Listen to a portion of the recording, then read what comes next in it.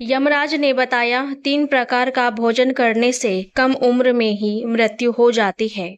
एक बार देवर्षि नारद यमलोक में यमराज से मिलने के लिए नारायण नारायण जाप करते हुए पधारे। देवर्षि को देखकर यमराज भी उनका स्वागत करते हैं और उनसे पूछते हैं, हे देवर्षि, कहिए आज यमलोक में आने का क्या प्रयोजन है? मैं आपकी किस प्रकार से सहायता कर सकता हूँ? तब देवर्षि नारद कहते हैं, हे धर्मराज, मेरे मन में कुछ प्रश्न उठ रहे हैं जो हमें बहुत विचलित कर रहे हैं। फिर यमराज कहते हैं कि हे देवर्षि, आपके मन में जो भी प्रश्न उठ रहे हैं आप उसे निसंकोच होकर पूछिए। तब देवर्षि कहते हैं, मेरा पहला प्रश्न बस यही है कि वह कौन से 3 प्रकार के भोजन हैं जिन्हें करने मात्र से प्रत्येक मनुष्य की कम आयु में ही मृत्यु हो जाती है। मेरा दूसरा प्रश्न यह है कि मनुष्य को किस प्रकार का भोजन करना चाहिए जो आयु बढ़ाने वाला होता है। और मेरा तीसरा प्रश्न है कि किस प्रकार का भोजन मनुष्य की आयु को कम करने वाला होता है तथा भोजन को किस दिशा में मुंह करके करना चाहिए। कृपया आप मुझे इन प्रश्नों के उत्तर देने का कष्ट करें। तब यमराज जी कहते हैं, हे देवर्षि नारद, आपने आज समस्त मनुष्य जाति के कल्याण के लिए बहुत ही महत्वपूर्ण प्रश्न किया है, इसलिए मैं आपको इन सभी प्रश्नों का उत्तर एक अत्यंत मुख्य फलदायक कथा के माध्यम से दूंगा, इसलिए इस कथा को पूरे ध्यान से सुनिएगा। फिर देवर्षि नारद जी कहते हैं, हे यमराज, आप उस कथा को कहिए। मैं आपके द्वारा कही गई कथा को पूरे अंत तक अवश्य सुनूंगा और इसका प्रयास भी करूंगा। फिर यमराज कथा को सुनना प्रारंभ करते हैं और कहते हैं कि देवर्षि नारद, बुधपुर के समीप एक बहुत बड़ा जंगल था। उस जंगल का आकार लगभग 100 योजन तक था, परंतु उस जंगल में ना कोई पशु और ना ही कोई पक्षी रहते थे। उस जंगल में केवल बड़े बड़े वृक्ष और पेड़ पौधे ही भरमार रहती थी। वह जंगल इतना घना था कि उसमें मनुष्य तो दूर की बात है, उस जंगल की तरफ कोई भी पशु नहीं जाता था। परंतु उस जंगल के मध्यम भाग में लगभग 4 कोस में एक झील थी और उसी झील में हंस, बत्तख तथा अन्य पशु पक्षी रहा करते थे। एक बार मुनि विश्वामित्र उस झील के पास से गुजर रहे थे, तब उनको बहुत ही सुंदर और विचित्र दृश्य दिखाई दिया, क्योंकि उस जंगल में ना कोई आता था और ना ही कोई जाता था, परंतु उसी झील के समीप एक बहुत बड़ा आश्रम था जो देखने में बहुत पुराना हो रहा था, लेकिन फिर भी उसकी सुंदरता मन को मोह देने वाली थी। वह आश्रम अत्यंत सुंदर और पवित्र दिखाई पड़ रहा था। उस आश्रम में ना कोई साधु संत तपस्या करते थे और ना ही उस आश्रम में शिष्यों को पाठ का ज्ञान दिया जाता था। वह आश्रम पूरी तरह से खाली था। फिर विश्वामित्र मुनि ने सोचा कि यहाँ कोई संत तपस्वी भी नहीं है, इसलिए तब तक विश्वामित्र मुनि एक रात के लिए उस आश्रम में ठहर गए और सुबह उठकर वे जब झील के पास गए तो उन्होंने रास्ते में एक मुर्दे को देखा। अब विश्वामित्र मुनि सोच में पड़ गए कि इस जंगल में कोई आता जाता नहीं है, तो यह लाश आई कहाँ से? वह लाश जो पड़ी हुई थी वह शरीर में अत्यंत बलवान और हष्ट पुष्ट जान पड़ती थी, जिसे देखकर ऐसा प्रतीत होता था कि मानो वह किसी तरुण अर्थात नवयुवक पुरुष की लाश हो। उस लाश को देखकर विश्वामित्र मुनि अपने अंतर्मन से कहने लगे कि यह पुरुष कौन है और इसकी मृत्यु कैसे हो गई तथा यह पुरुष इस जंगल में आखिर कैसे आया होगा। अब उस मरे हुए आदमी के बारे में जानने के लिए विश्वामित्र मुनि चिंतित हो गए। फिर यमराज जी कहते हैं, हे देवर्षि नारद, तभी अचानक आकाश में उन्हें एक दिव्य विमान दिखाई पड़ा और वह दिव्य विमान उस झील के समीप आकर रुक गया। उस विमान से एक दिव्य पुरुष उतरा और वह पुरुष उस दिव्य विमान से उतरने के बाद उस झील में स्नान करने के लिए चला गया। अब झील में नहाने के बाद वह बाहर आया और उस मरे हुए मनुष्य का मांस खाने लगा। उसने भरपेट उस मोटे ताजे मुर्दे का मांस खाया और फिर वह अपने दिव्य विमान की ओर जाने लगा। वह दिव्य विमान ऐसा लग रहा था कि मानो वह स्वर्ग का विमान हो। अब वह दिव्य पुरुष उस विमान में बैठकर स्वर्ग की ओर जाने लगा। फिर मुनि विश्वामित्र यह सब कुछ खड़े होकर देख रहे थे। जब विश्वामित्र मुनि ने देखा कि वह पुरुष अब उस दिव्य विमान में बैठकर फिर से स्वर्गलोक को प्रस्थान करने वाला है, तभी उन्होंने उस पुरुष को आवाज लगाई और कहा, हे दिव्य पुरुष, तुम कौन हो? तुम तो देवताओं के समान दिखाई पड़ रहे हो। तुम्हारा भोजन बहुत ही घृणित है। तुम मुर्दे का मांस क्यों खा रहे हो? ऐसा भोजन भला कोई देवता कैसे कर सकता है? तुम्हारा भोजन तो गंधर्व जैसा है। भला एक स्वर्ग से आया हुआ पुरुष ऐसा भोजन कैसे कर सकता है? ऐसा भोजन तो स्वयं यमराज भी नहीं ग्रहण करते हैं। फिर उस दिव्य पुरुष ने विश्वामित्र मुनि की तरफ देखा और उन्हें हाथ जोड़कर प्रणाम किया और कहने लगा, हे ऋषिवर, आपको प्रणाम है।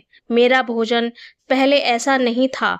मैं भी एक सामान्य इंसान था, परंतु मेरी कुछ गलतियों की वजह से ही आज यह मेरा भोजन हो गया है। हे ऋषिवर, मैं आपको बताता हूँ कि मैंने अपनी जिंदगी में कौन कौन सी गलती की है, जिसकी वजह से आज मुझे यह घृणित भोजन करना पड़ रहा है।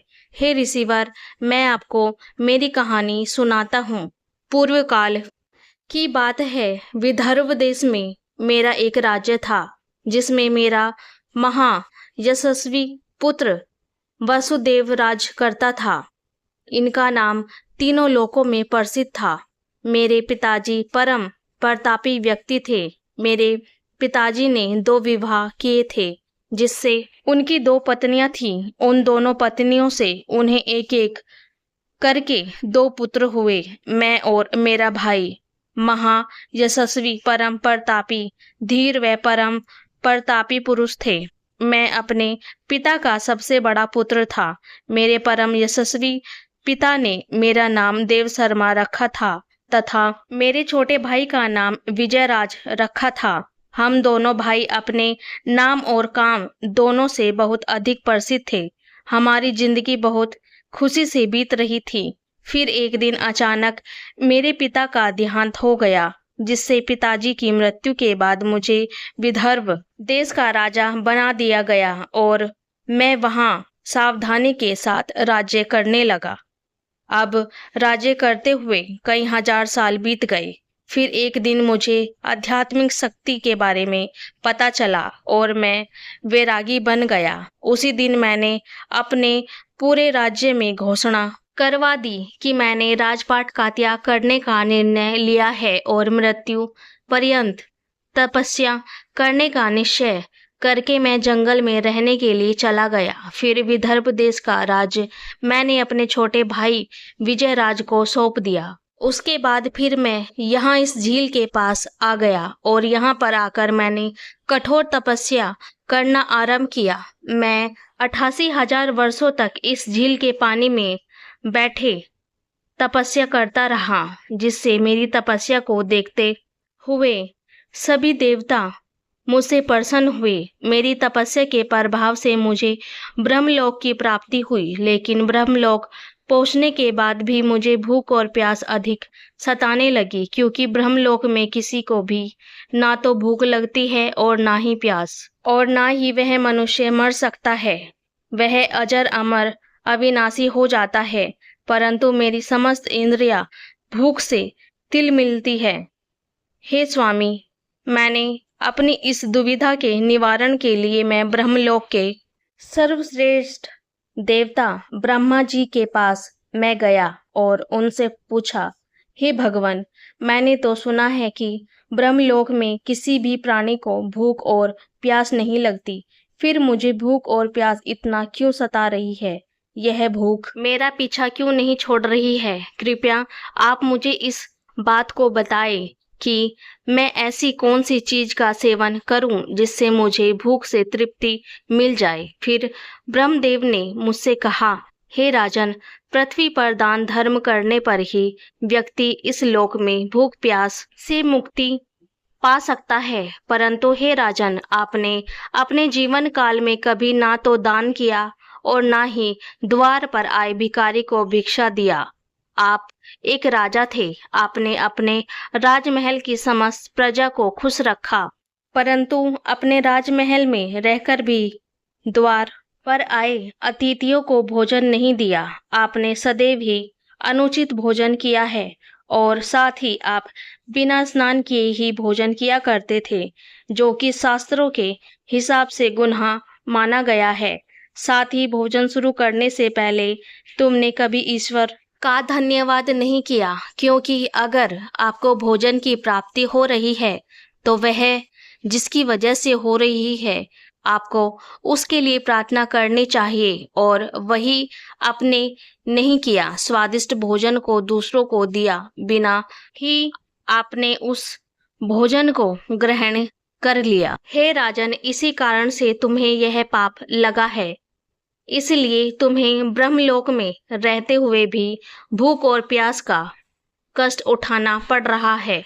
जब आप जीवित थे तब आपने जीवित रहते हुए अनेक प्रकार के आहार का अकेले ही सेवन किया है। अनेक प्रकार के पकवान तुमने अकेले ही खाए हैं, दूसरों को कभी नहीं दिए, जिससे तुम्हारा शरीर तो बलवान बन गया किंतु तुम्हारा पुण्य क्षीण हो गया।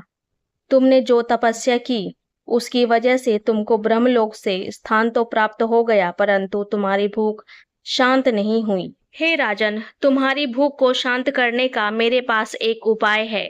उस झील के पास तुम्हारा मृत शरीर पड़ा हुआ है, तुम उसी का मांस खाकर अपनी भूख मिटाओ।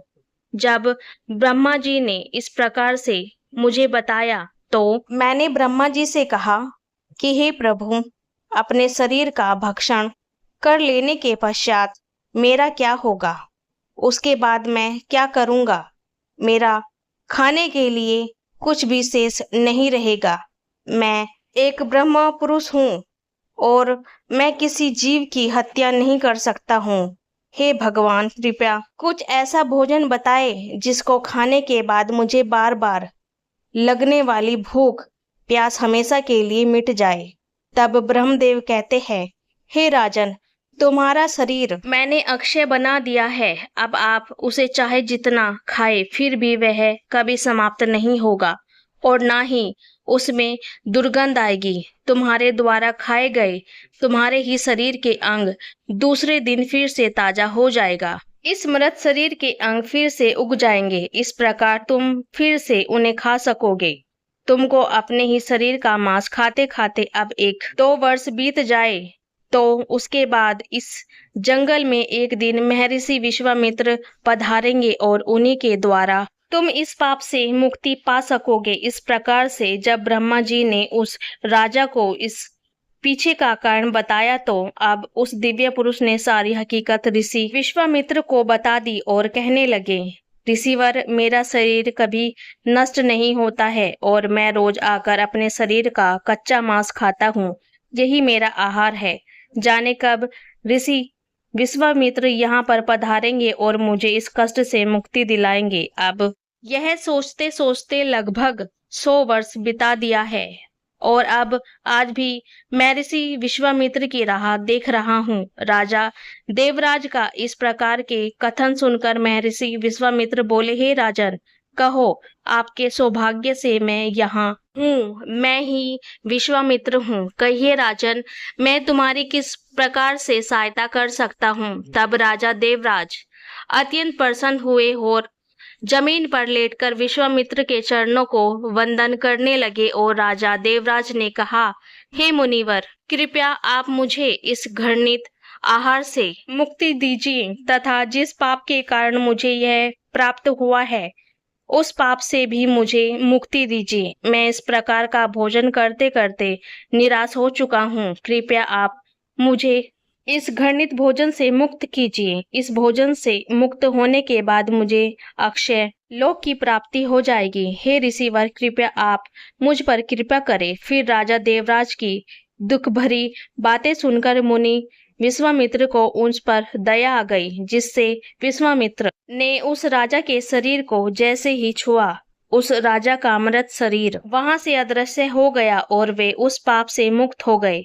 फिर महर्षि विश्वामित्र से आज्ञा लेकर वे उस दिव्य विमान में बैठकर ब्रह्मलोक को चले गए। अब यमराज जी नारद को समझाते हुए आगे कहते हैं, नारद, इस प्रकार से उस राजा देवराज को दान ना करने के पाप से मुक्ति मिली। ठीक उसी प्रकार उचित भोजन करने के कारण ही विदर्भ देश के महाराज को ब्रह्मलोक में रहने पर भी तृप्ति नहीं मिली और उन्हें पृथ्वीलोक पर आकर स्वयं का ही मांस खाना पड़ा। फिर यमराज कहते हैं कि नारद, अब मैं तुम्हें भोजन के कुछ नियम बताता हूँ। आप इन नियमों को ध्यान से सुनिए। भोजन शुरू करने से पहले आपको 2 काम करना है। पहला काम आपको यह करना है कि आपको भगवान को धन्यवाद करना है, जिसकी वजह से आपको यह भोजन मिल रहा है। दूसरा काम आपको भोजन शुरू करने से पहले यह करना है कि थोड़ा सा अन्न भूमि पर रखना है, ताकि देवता, पशु पक्षी, सर्प, दैत्य तथा प्रेत पिशाच जो अपने कर्म बंधन से बंधे हुए हैं, उन सभी को अन्न की प्राप्ति हो, ताकि भोजन करते समय कोई अतिथि आ जाए तो उसका स्वागत करे और उसे आसन देकर प्रणाम करे, उसका सत्कार करे, फिर उसे श्रद्धा पूर्वक भोजन कराकर विदा करे। क्योंकि जिसके घर से अतिथि निराश होकर लौट जाता है, उसे वह अपने पाप देकर उसके शुभ कर्मों को ले जाता है। फिर यमराज जी कहते हैं, हे देवर्षि नारद, भगवान श्री कृष्ण ने स्वयं बताया है कि पिता के घर में रहने वाली विवाहित कन्या, दुखिया और गर्भ धारण की हुई स्त्री तथा वृद्ध को भोजन कराने के बाद ही भोजन करना चाहिए। इन सभी को भोजन कराए बिना जो स्वयं भोजन ग्रहण करता है, उसका भोजन पाप में बन जाता है। ऐसा व्यक्ति नरक में ही जाता है। जो स्नान के बिना ही भोजन करता है, उसका भोजन मल भक्षण के समान होता है। जो मनुष्य, बालक एवं वृद्ध आदि के हिस्से का भोजन करता है, उसका भोजन विष्ठा के समान हो जाता है। और जो बिना दान किए ही भोजन को ग्रहण करता है, उसका भोजन विष के समान बन जाता है। मनुष्य को कभी भी दुराचारी व्यक्ति द्वारा दिया गया अथवा दूसरों द्वारा अपमानित करके दिया गया भोजन गलती से भी ग्रहण नहीं करना चाहिए। इससे उस मनुष्य को पाप लगता है। भोजन को एकाग्र चित होकर करना चाहिए। प्रथम मीठा, फिर लवण और खट्टा और अंत में तीखे पदार्थों का सेवन करें। प्रथम 3 निवाले मुंह खोलकर ग्रहण करें। ऐसा करने से व्यक्ति के सभी पाप कर्म तुरस्त हो जाते हैं और पुण्य कर्म बढ़ने लगते हैं और भगवान की कृपा से उसे जीवन भर कभी भी अन्न की कमी महसूस नहीं होगी। फिर यमराज जी कहते हैं, नारद, पूर्व दिशा में बैठकर भोजन करने से व्यक्ति रोगी से और मानसिक तनाव से मुक्ति पाता है।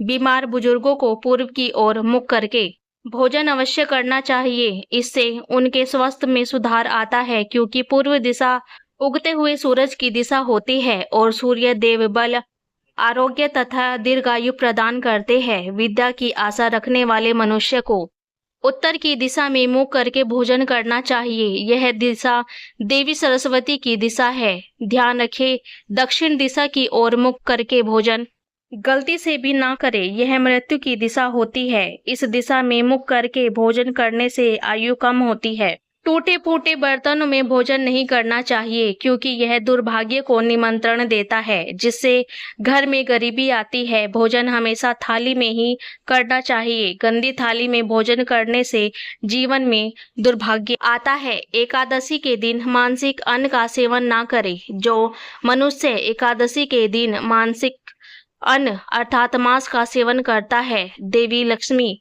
उस घर को छोड़कर चली जाती है। यह भोजन का अपव्यय अर्थात अनादर होता है। अगर कोई व्यक्ति साथ में भोजन कर रहा है तो उसका भोजन समाप्त होने तक बैठे रहना चाहिए। बीच में ही उठकर नहीं जाना चाहिए। इससे मृत देव नाराज हो जाते हैं। भोजन करने के बाद थाली में हाथ धोना अनुचित माना गया है। थाली में हाथ धोने से अन्न का अपमान होता है। भोजन करने के बाद थाली में हाथ धोने वाले लोग नीच योनि में जन्म लेते हैं। सबसे महत्वपूर्ण बात ध्यान रहे कि व्यक्ति को बिस्तर पर बैठकर कभी भी भोजन नहीं करना चाहिए। ऐसा करने से व्यक्ति कई प्रकार के रोगों से ग्रस्त हो सकता है। भोजन करते समय दिशाओं का ध्यान रखना बहुत ही आवश्यक होता है। यदि गलत दिशा में बैठकर अथवा गलत दिशा में मुख करके भोजन करते हैं तो ऐसा भोजन करने से व्यक्ति को उसके अनिष्ट परिणाम प्राप्त होते हैं। अगर कोई भोजन के ऊपर से पैर रखकर चला गया तो अथवा कोई व्यक्ति भोजन को लांघकर चला गया तो ऐसे भोजन को कभी खाना नहीं चाहिए। ऐसा भोजन अशुद्ध हो जाता है। ऐसे भोजन को पशुओं को खिला देना चाहिए। दूसरों के द्वारा लांघा गया भोजन खाने से मनुष्य की आयु कम हो जाती है और उसके शरीर में भिन्न भिन्न प्रकार के रोग उत्पन्न होते हैं। यदि भोजन में बल निकल जाता है तो ऐसा भोजन नहीं करना चाहिए। यदि अन्न में बाल निकलता है तो उसे ईश्वर को नहीं प्रदान करना चाहिए और ना ही खुद खाना चाहिए। ऐसा भोजन प्रेतों को प्राप्त हो जाता है। ऐसा भोजन करने से मनुष्य की कम आयु में मृत्यु हो जाती है। जो मनुष्य किसी को बिना दिए ही स्वयं उस अन्न देवी अन्नपूर्णा रुष्ट हो जाती है। भोजन सभी में बांटकर खाना चाहिए। दूसरे के हिस्से का भोजन करने से मनुष्य के पुण्य कर्म नष्ट हो जाते हैं।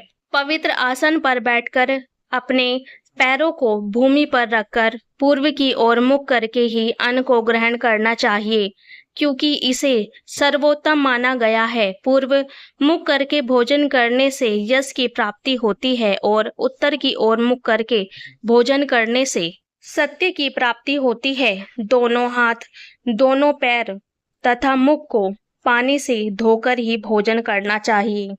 भोजन के पात्र को भूमि पर रखकर अन्न ग्रहण करना ही सर्वश्रेष्ठ माना गया है।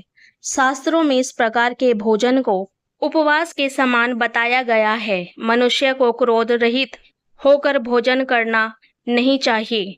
क्रोध की अवस्था में भोजन करने से भोजन का अपमान होता है और कई प्रकार की वादितियां उत्पन्न होती है। जो मनुष्य जूते चप्पल पहनकर भोजन करता है, इस प्रकार के भोजन को असुरी भोजन कहा जाता है।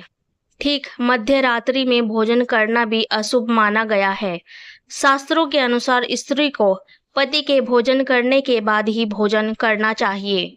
यदि पति घर से दूर हो तो पति का ध्यान करके भोजन ग्रहण करना चाहिए। इससे पति की आयु लंबी होती है और स्त्री सदा सुहागन रहती है। पति से पहले भोजन करना शास्त्रों में अशुभ माना गया है। इससे पति की आयु कम हो जाती है। इसके साथ ही विष्णु पुराण के अनुसार पति और पत्नी को एक साथ बैठकर भोजन नहीं करना चाहिए। ऐसा करने से दोनों में कलेश और विवाद बढ़ता है। अंत में यमराज जी कहते हैं, नारद मुनि, अब तो आपको अपने प्रश्नों का उत्तर मिल गया होगा कि वह कौन सा भोजन है जिससे मनुष्य को करना चाहिए और वह कौन सा भोजन है जिससे मनुष्य को कदापि नहीं करना चाहिए। तब देवर्षि नारद जी कहते हैं कि हे मृत्यु के देवता यमराज, अब मुझे मेरे सभी प्रश्नों का उत्तर मिल चुका है और मैं समझ चुका हूँ कि वह कौन सा भोजन है जिसकी वजह से मनुष्य की कम आयु में मृत्यु हो जाती है। अब मैं आपके द्वारा सुनाई गई इस कथा को संपूर्ण विष्णु लोक में विख्यात करूँगा। तो श्रोताओं, मैं आशा करती हूँ कि आपको यह वीडियो अच्छी लगी होगी। अगर आप सभी को वीडियो पसंद आई है तो कमेंट में जय श्री कृष्णा अवश्य लिखें। मिलते हैं अगली वीडियो में, तब तक के लिए जय श्री कृष्णा, राधे राधे।